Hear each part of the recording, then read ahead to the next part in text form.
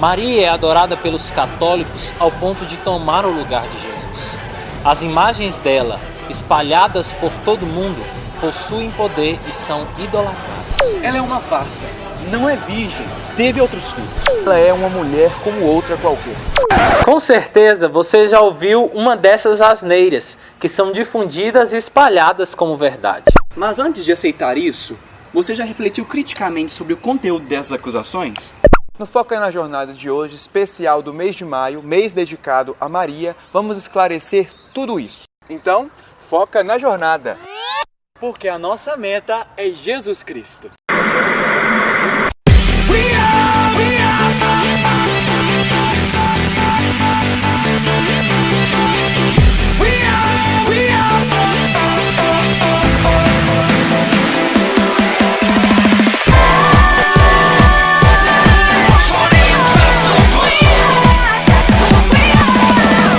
Estamos no final do mês de maio, que é conhecido como o mês das mães e o mês de Maria, a mãe de Jesus. Mas você já se perguntou por que a igreja dedica uma atenção especial a ela? Muitas vezes há divergências entre as igrejas cristãs que se opõem ao lugar especial que Maria ocupa para nós católicos. Porém, isso não nos deve dividir. É preciso respeito e muita tolerância. O que acontece é que, negando como importante o amor que temos a Maria, alguns acabam por ofendê-la e criam mentiras que nos confundem e interferem na compreensão do mistério da salvação. Escolhemos 3 desses mal-entendidos, lembrando que não queremos ofender a fé de ninguém, apenas tornar mais fácil aquilo que a igreja nos ensina. Então, vamos nessa. Primeiro equívoco, Maria é uma mulher como outra qualquer. Então, Gabriel, o caso é o seguinte: você vai descer lá e vai dizer a uma mulher que eu vou precisar dela para salvar os homens. Vou enviar meu filho e ele precisa nascer de uma mulher. Certo, Todo-Poderoso, mas que mulher eu escolho? Como assim? Lá na Terra existem mulheres de todas as cores, de várias idades, de muitos amores. E já que o Senhor quer esse plano da tal encarnação, que no futuro vai dar muito trabalho para os teólogos, não pode ser qualquer mulher, né? Bobagem! Escolhe qualquer uma mesmo. O importante é Jesus nascer. Além do mais, os homens ainda não sabem nada sobre psicologia, sociologia e antropologia. Então nunca vão deduzir que o ambiente em que a criança nasce, o exemplo dos pais e o modo como criam a criança interfere diretamente na sua personalidade. Besteira! Ninguém vai questionar isso agora. Mentira! Maria não é uma mulher qualquer. Sim, ela foi humana como todos nós, mas ela está bem longe de ser alguém escolhida aleatoriamente. Deus nunca agiu assim na história humana, e a nossa experiência de fé nos evidencia isso. Basta voltar à palavra de Deus e perceber que desde o início dos tempos tudo se convergia para Cristo. Jesus é a manifestação maior do amor de Deus. Ele é o centro da nossa fé. Se trata de um acontecimento importantíssimo e fundamental. Não poderia ser de qualquer jeito. O Senhor não poderia vir ao mundo como um fruto de um por acaso. Vamos analisar isso racionalmente, jovem. Você e eu, que somos seres limitados, projetamos as coisas para que nada dê errado. Imagine então Deus. É estranho pensar um Deus que escolhe qualquer pessoa para um projeto tão sério. Pior ainda, é horrível pensar num Deus que apenas usa as pessoas e depois descarta. Quando eu construo uma imagem assim de Deus, eu estou na verdade construindo um Deus extremamente utilitarista. Forte, né? Mas é isso que você faz quando defendes ideias desse tipo. Além disso, o evangelista Lucas afirma claramente: não temas, Maria, encontraste graça junto de Deus. Encontrar graça junto de Deus é o mesmo que dizer que Deus tem um olhar especial por ela. Como posso afirmar e baseado em que eu posso dizer que Maria é uma qualquer quando o evangelista Lucas afirma que ela encontrou graça junto de Deus? Jovem, essa primeira afirmação é falsa. Deus olhou para a humildade de Maria. Definitivamente, ela não é uma mulher qualquer. Encontrou graça aos olhos de Deus e também merece a nossa atenção. Segundo equívoco: Maria não é virgem. Os relatos bíblicos nos afirmam que Jesus teve irmãos. Jerusa, larga o cabelo da sua irmã, minha filha. Segura aqui, ó. Leva ela pra lá, vai. Vem cá. Jesuíno, você junta esse brinco daí que a hora que José chegar, eu vou falar pra ele que você tá fazendo bagunça, viu? Cadê Jesus com esse leite que não chega? Aposto que ele passou no tempo e ficou lá conversando com os doutores. Eu falei pra ele que não era pra ele sem me avisar. Ah, mas ele vai ver uma coisa quando ele chegar, viu?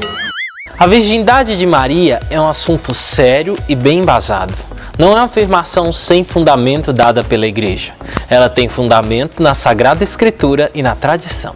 Algo precisa ficar absolutamente claro. Quando a Igreja afirma a virgindade de Maria, ela não está negando a sexualidade humana ou afirmando que é algo pecaminoso. Longe disso, a Igreja reconhece que a sexualidade é uma dimensão muito importante da vida humana. Outra observação. A posição da Igreja não é reprovação da maternidade em seu modo natural. Tirem essa ideia da mente. Então por que a virgindade é tão importante? Simples. A virgindade de Maria é o sinal de que o filho gerado por ela é obra de Deus e não uma concepção humana comum. Os evangelistas são bastante claros ao afirmar a virgindade de Maria. Em Mateus nós lemos: a origem de Jesus Cristo foi assim. Maria, sua mãe, comprometida em casamento com José, antes que coabitassem, achou-se grávida pelo Espírito Santo. No Evangelho de Lucas também encontramos uma narração mais detalhada, que afirma também a virgindade de Maria. Por que foi tão importante que Jesus nascesse de uma virgem? Qual seria o problema em nascer em uma geração biológica comum? O próprio Deus não mandou que seus filhos crescessem e se multiplicassem? Deus tranquilamente poderia ter um pai terreno e este não seria concorrente dele. A conceição virginal de Maria, como já falamos, não tem nada a ver com a visão negativa de sexo ou uma exaltação de Maria. A resposta para essas questões é só uma: por causa de Jesus. Exatamente isso. Para entender a importância da virgindade mariana, você deve ter em mente que Jesus é o novo Adão. Como assim? Ouvimos em Gênesis que o pecado entra no mundo porque o homem desobedeceu a Deus e quis ser como Deus. Toda a humanidade, então, está marcada pelo erro primeiro que nos acompanha.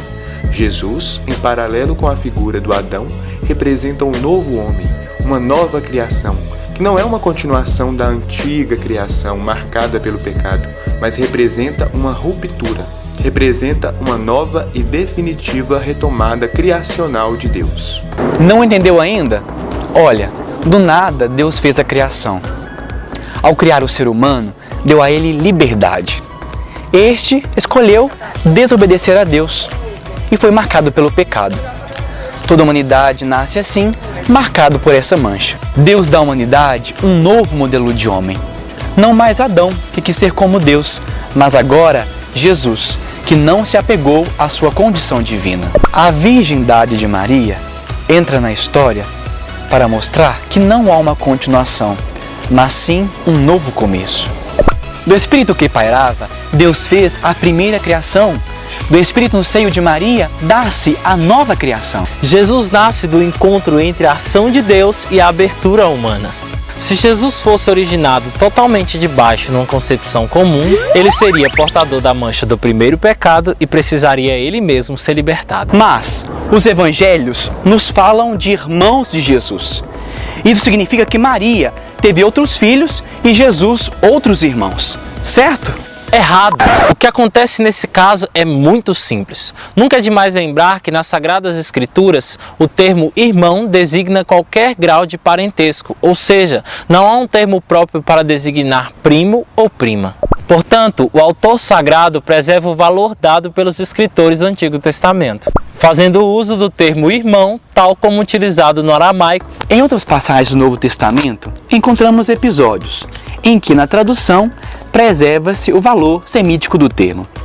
Em Lucas 14, 26, lemos: se alguém vem a mim e não odeia o seu próprio pai e mãe, mulher, filhos, irmãos, irmãs e até a própria vida, não pode ser meu discípulo. É evidente que Jesus não estava pregando ódio. A verdade é que no aramaico não há estruturas de comparação, como por exemplo, amar menos ou amar mais. O escritor sagrado, por sua vez, na tradução, não recorre a termos gregos para designar o amar menos. Poderia ele ter simplificado o negócio e fazer isso, mas optou por manter o sabor semita do ensinamento, tal como ocorreu com o termo irmãos de Jesus. O escritor optou por utilizar o termo adelphos, ao invés de anepsios. Tudo isso para preservar o valor judaico da tradução. Resumindo todo esse falatório, a palavra escolhida pelo evangelista quer apenas preservar um valor da época, o sentido que teria se fosse escrito em hebraico ou aramaico, só isso. Nesse caso, os irmãos de Jesus são primos ou parentes próximos. Entendido isso, então a afirmação de que Maria não é virgem é falsa. Terceiro equívoco, os católicos adoram Maria e as suas imagens. Nós estamos aqui na Galiléia e estamos aguardando a chegada da sensação do momento, de Jesus Cristo. Capa de todas as nossas revistas e jornais da nossa região. Vamos então tentar falar com ele. Jesus, é verdade que você andou sobre as águas? Meus amados, eu acabo de chegar e minha mãe está um pouco cansada. Depois eu darei uma coletiva lá na montanha, onde eu vou expor tudo o que eu penso. Agora ela precisa descansar. Muito obrigado pela vinda de vocês aqui. Eu amo todos vocês. Muito obrigado. Jesus, dá licença, minha querida. É verdade que você faz os surdos ouvirem e os cegos verem? Mas o que é isso? É a mãe dele. Veja, olha, vamos tirar uma foto com ela. Venha. Idólatra! Isso não pode. A atenção aqui é dele, somente dele. Mas o que é que tem? Eu sei quem faz milagre é ele, mas afinal de contas ela merece uma atenção especial. Ah, aqui não, porque isso é um absurdo. Que isso, gratidão, ela merece.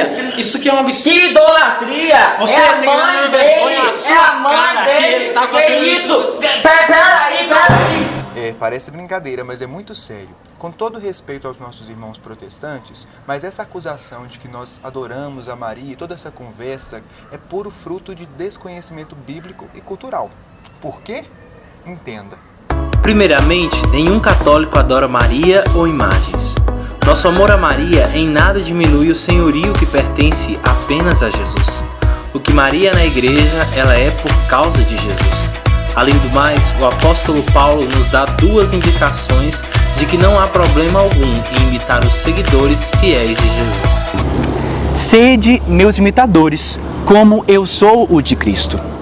Isso significa que o amor que temos a Maria e aos outros santos da igreja estão fundamentados na palavra.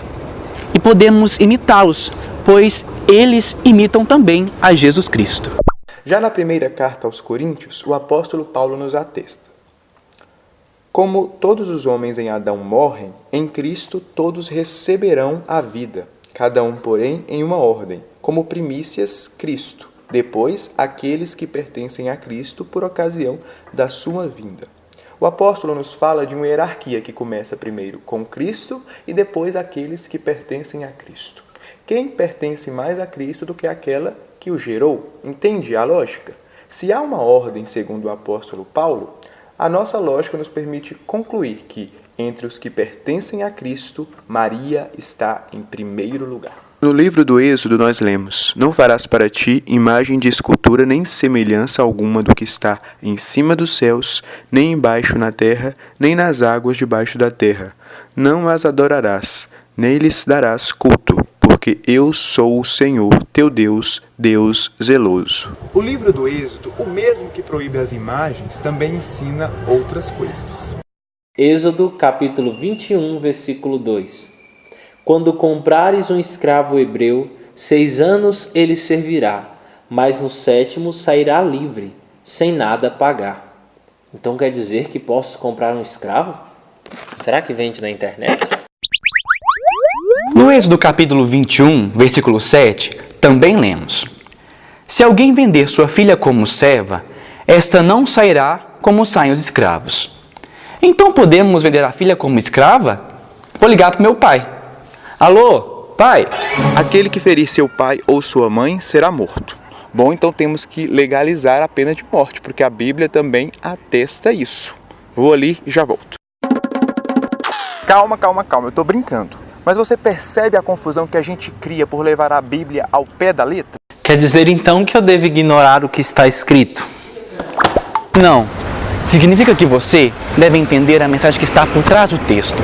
Você precisa entender o contexto em que ele foi escrito para não sair aí falando bobagem. A Bíblia não é um livro histórico ou científico preocupado com detalhes. Ela é a história de fé de um povo que fez a sua experiência com Deus. Mas para isso foi necessário uma evolução de todo o conhecimento de Deus que não se deu de uma forma instantânea, mas que chegou ao seu cume em Jesus Cristo. Ele é a imagem visível de Deus e nós somos imagem e semelhança de Deus. Além do mais, as imagens na igreja possuem um valor cultural e são fruto de toda uma caminhada de fé. Imagine, por exemplo, num tempo em que as pessoas não sabiam ler ou escrever, como transmitir a elas o mistério da salvação? Por meio de imagens. Além disso, é próprio do ser humano dar significado às coisas. Eu vejo uma pedra e dou a ela o nome de altar. Pronto, dei um novo sentido àquela pedra. Não dei poder algum a ela, apenas um significado diferente. Nós somos naturalmente seres simbólicos e não somos idólatras por conta disso. Você faz isso na sua vida todos os dias sem perceber. Os símbolos, os sentidos que damos às coisas são importantes para a vida do ser humano. A imagem em si não possui valor, mas o que ela representa. Se olharmos para uma imagem e entendermos o mistério da salvação, ela está roubando o lugar de Deus? Está ou não está? Vamos ser sinceros. Cabe a você responder. Podemos cometer idolatria com várias coisas, inclusive com a própria Bíblia, quando eu a uso como um amuleto, por exemplo, ou como um livro de magia que resolve todos os meus problemas. A pior idolatria é quando eu crio uma imagem interior de Deus que não corresponde ao Deus verdadeiro. Bom, galera, esse foi o nosso especial de maio. Espero que vocês tenham gostado. E que fique uma coisa bem clara, nós não queremos aqui afrontar ninguém. Nós respeitamos todos os credos e grupos religiosos, mas não abrimos mão da nossa fé. Se você quiser ver mais vídeos do Foca na Jornada, visite o nosso canal no YouTube e se inscreva.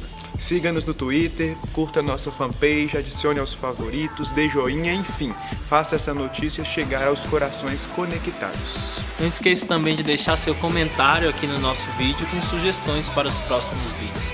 A sua participação é muito importante para nós. Fique ligado em nossa programação. Alô, amigos do YouTube! A gente se vê!